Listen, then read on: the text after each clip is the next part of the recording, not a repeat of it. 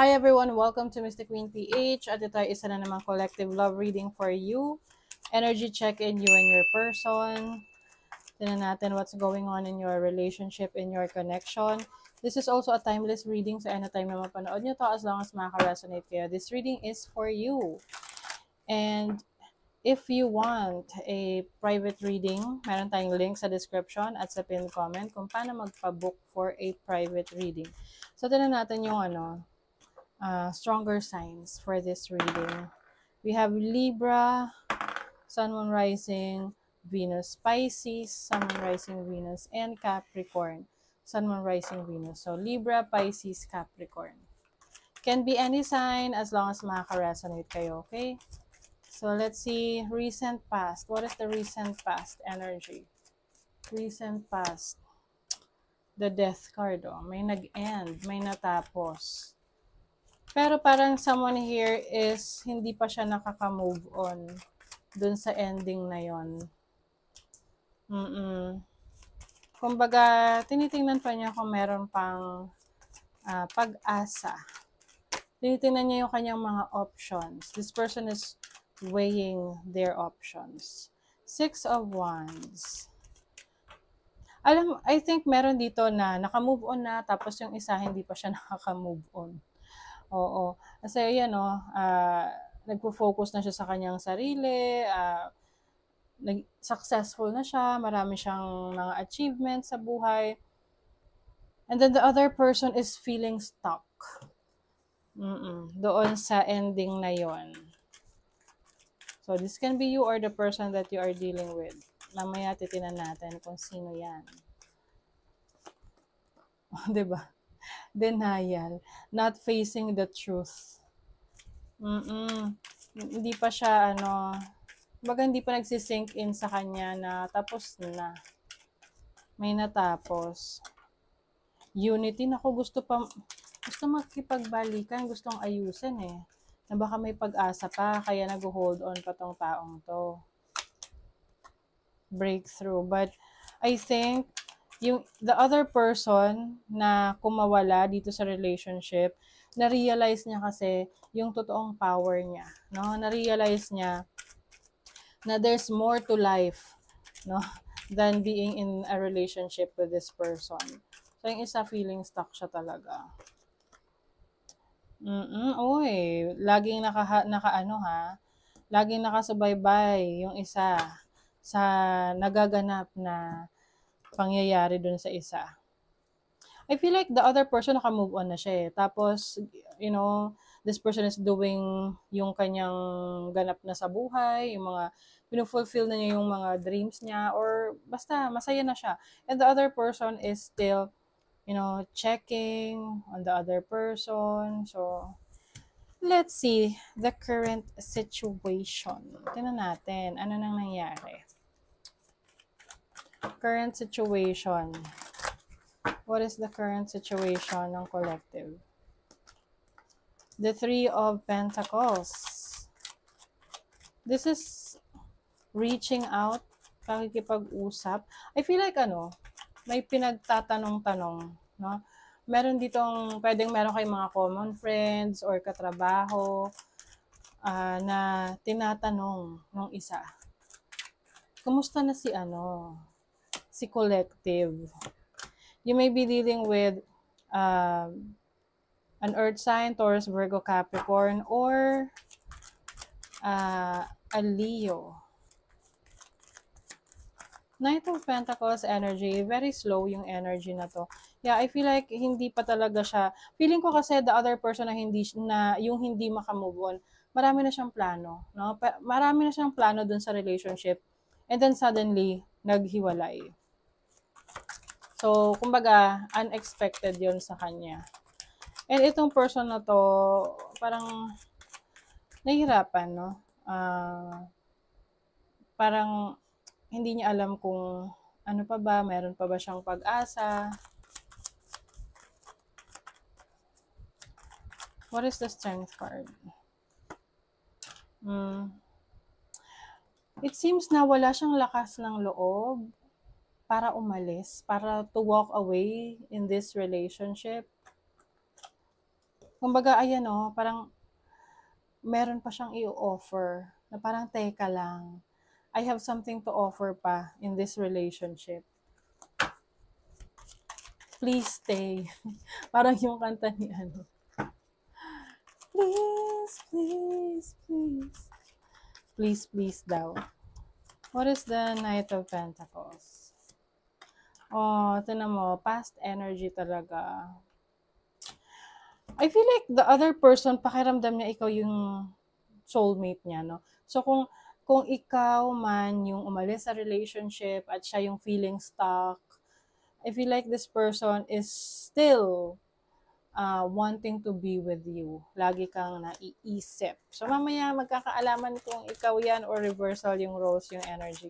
What is the Three of Pentacles?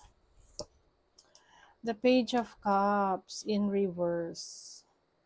I feel like, meron tong napagtanungan na kaibigan or katrabaho nyo. Tapos, meron siyang nalaman na ikinalungkot niya. Siguro tinatanong, meron na bang, kumusta na si collective? Tapos sabi nung kaibigan or katrabaho, I think masaya na siya. Masaya na siya sa buhay niya. Oo. Diba? Ba't ganon? Ewan ko kung bakit mabilis lang nakamove on yung other person. Gustong kausapin, gusto mag-usap. Oo, talaga nag-hold on siya. Ang lakas ng kapit. Ang lakas ng kapit niya. Oh my God. Oh, love affair. Baka this person, baka yung naka-move on na is meron na talagang bago. O, diba? This naka-move on na, moving na. Lumipat. I feel like the other person is umiiwas na talaga. Oo. Ang mahirap kasi dyan, yung taong naghahabol. Kasi, ayun nga nandun pa rin siya sa restaurant. Yung mga Swifties dito, no? Oo, nandun pa rin siya sa restaurant, naghihintay. Hindi pa rin siya naka-move on. And the other person, naka-move on na, lumipat ng bahay, may iba na siyang work. Ine-enjoy na niya yung life niya. Okay, now, magkakaalaman tayo kung sino yung hindi pa nakaka-move on. Let's see, what is the energy of your person? So, of course, these are, pwede tong reversal ng roles. Just take whatever resonates, okay? Ano yung feelings ng person ng collective? Ano yung feelings ng person ng collective? The King of Cups reverse. Siya nga. Siya talaga yung hindi maka-move on. Kasi feeling niya, binuhos niya yung lahat sa relationship na to. Nag-effort siya, pero wala Tignan natin yung feelings mo. Ano yung feelings ng collective towards their person? Queen of Wands reverse. Oh, wala. The Tower. Ayaw na. I feel like nakapag-decide na kayo that you don't want to pursue this person. Kasi yung Wands is about, action, passion, and the Tower, parang may gumuho na parang, oops, ayaw na, ganon. Dinisregard na. And with the Two of Swords, I feel like naging madali lang sa'yo yung pagdedesisyon na yan. I wonder kung bakit kayo naghiwalay, no? Bakit kayo naghiwalay? Mamaya, silipin natin bakit. So, energy ng person ng collective. Ano yung feelings? Ano yung feelings ng collective? So, Ace, Earth. Pwede yung person mo, isang Earth sign, Taurus, Virgo, Capricorn. See? May passion pa. I feel like this person is hulog na hulog sa'yo. Oo. As in, malalim Oo. Malalim yung pinagsamahan niyo ng person na to. Or at least para sa kanya. As in, tumatak ka sa kanya. Marami kayong mga napagsamahan together. Like, parang feeling niya talaga. Yung iba sa inyo, pwedeng kinasal kayo, nag-live-in kayo, ganyan.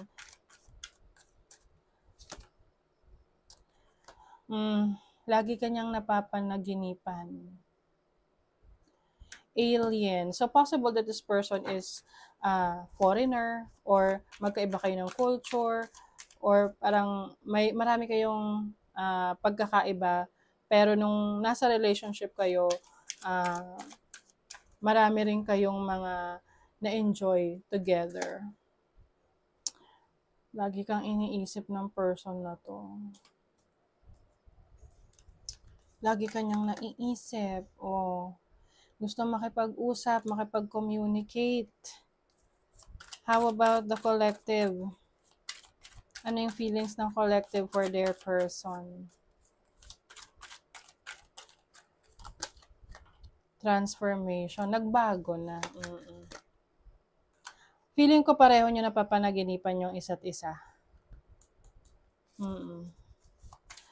Kasi, alam mo yung lagi kanyang iniisip, tapos napupunta, syempre ganun yun eh. Ganun daw yun. Kapag ang isang tao laging iniisip yung the other person, pwedeng yung taong nag-iisip, yun yung lagi niyang makikita sa panaginip niya, iniisip niya, or yung taong nag-iisip sa kanya, makikita niya sa panaginip niya.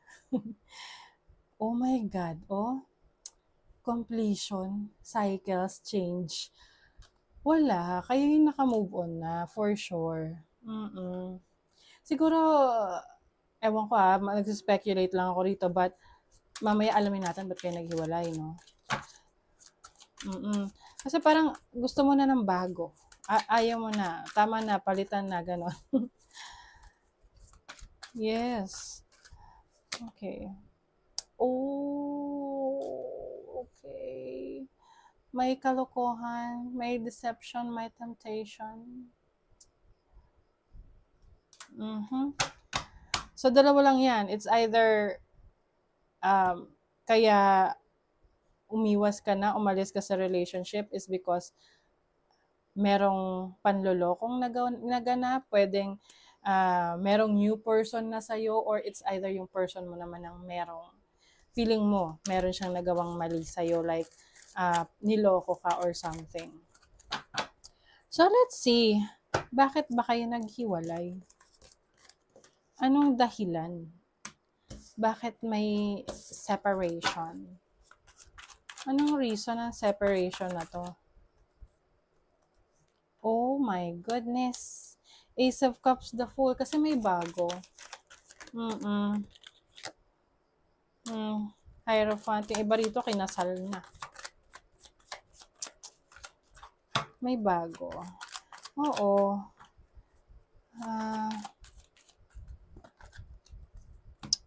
Ito na naman,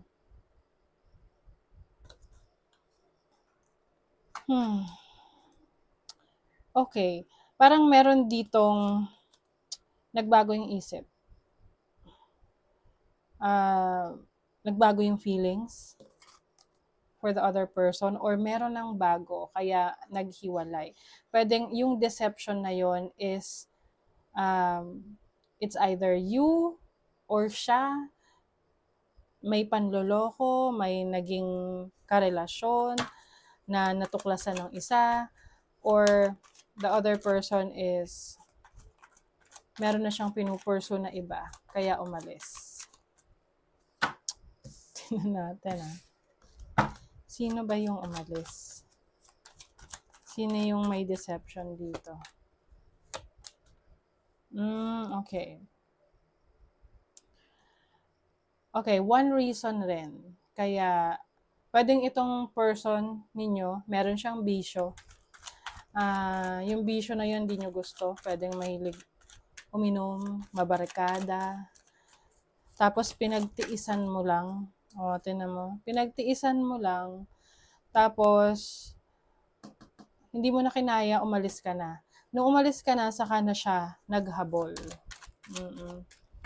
Saka ka na hinabol-habol ng taong ito. So, deserve. Deserve naman pala. 'Di ba? So, tingnan natin yung action ng person mo. Ano yung gagawin? Ano yung action ng person ng collective?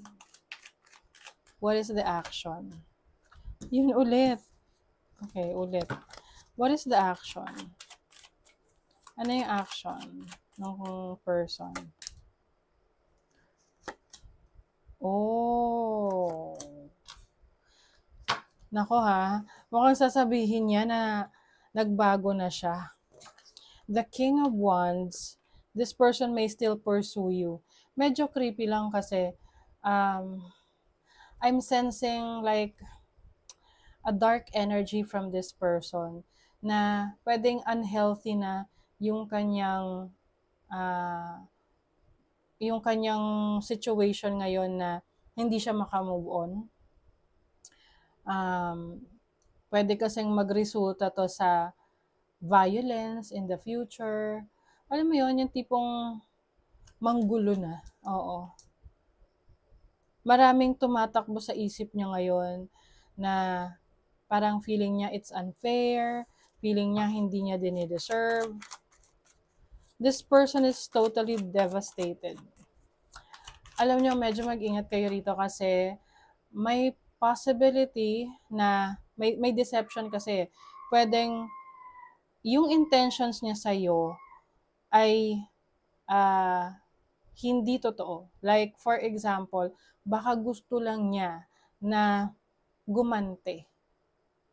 Okay? Na tipong pababalikin ka niya sa buhay niya, susuyuin ka, and then eventually, this person might do something wrong sa'yo para makaganti siya sa'yo.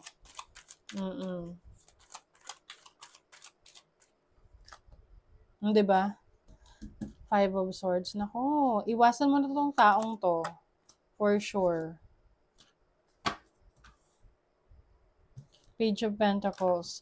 Maaring kadil mo rito, Taurus, Virgo, Capricorn, Aries, Leo, Sagittarius. May pagka-immature tong taong to eh. Yung bang parang hindi marunong tumanggap ng pagkatalo niya. Nako. Ingat. Kasi parang may obsession na tong tao na to sa'yo. Parang, siguro gusto rin niya na, tinan mo may offer. Mag-o-offer to, magpo-propose ulit. See? This person is going through something. Very anxious siya. Parang hindi niya matanggap yung nangyari sa relationship ninyo.